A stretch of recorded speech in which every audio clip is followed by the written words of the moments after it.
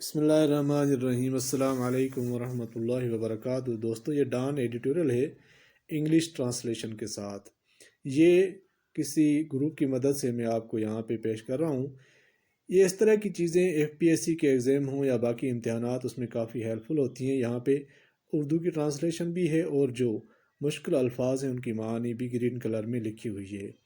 تو prime minister Shehbaz Sharif's recent appeal for climate finance at the World Government Summit in the UAE underscores critical challenge۔ یہاں پہ underscores کا مطلب ہے واضح کرنا، اجاگر کرنا۔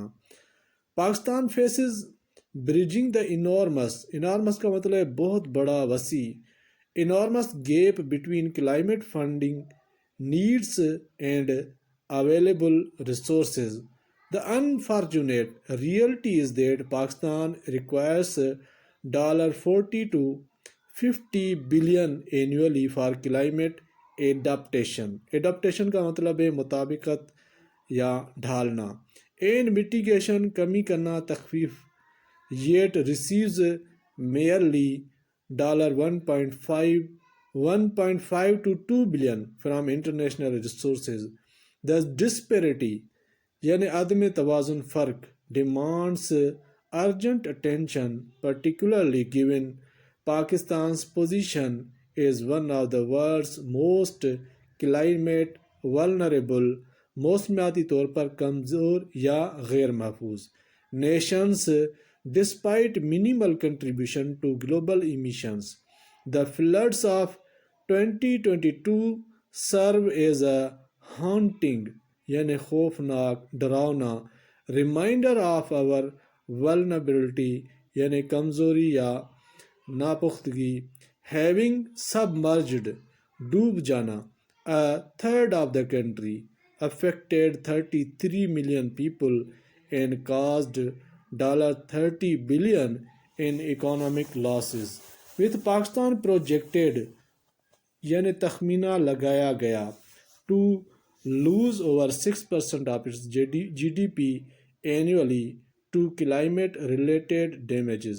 The need for substantial climate finance cannot be overstated۔ Substantial کافی بڑا، overstated زیادہ بیان کرنا یا مبالغہ کرنا۔ یہاں پہ اس کی اردو ٹرانسلیشن آپ پڑھ سکتے ہیں کہ موسمیاتی فنڈنگ کا فرق۔ UAE میں عالمی حکومت کے سربراہی اجلاس میں وزیر اعظم شہباز شریف کی کلائمیٹ فنانس کے لیے حالیہ اپیل پاکستان کو درپیش ایک اہم چیلنج کی نشاندہی کرتی ہے۔ موسمیاتی فنڈنگ کی ضروریات اور دستیاب وسائل کے درمیان بہت زیادہ فرق ختم کرنا۔ بدقسمتی سے حقیقت یہ ہے کہ پاکستان کو موسمیاتی موافقت اور تخفیف کے لیے سالانہ $40 سے $50 بلین درکار ہیں۔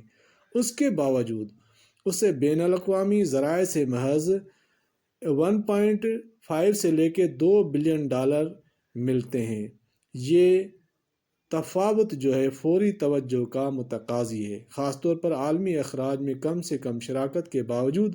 پاکستان کی دنیا کی سب سے زیادہ آب ہوا کے خطرے سے دوچار ممالک میں ایک کی حیثیت کو دیکھتے ہوئے 2022 کا سیلاب ہماری کمزوری کی ایک پریشان کن یاد دہانی کا کام کرتا ہے، جس نے ملک کا ایک تہائی حصہ ڈوب کر 33 ملین افراد کو متاثر کیا اور $30 بلین کا معاشی نقصان پہنچایا۔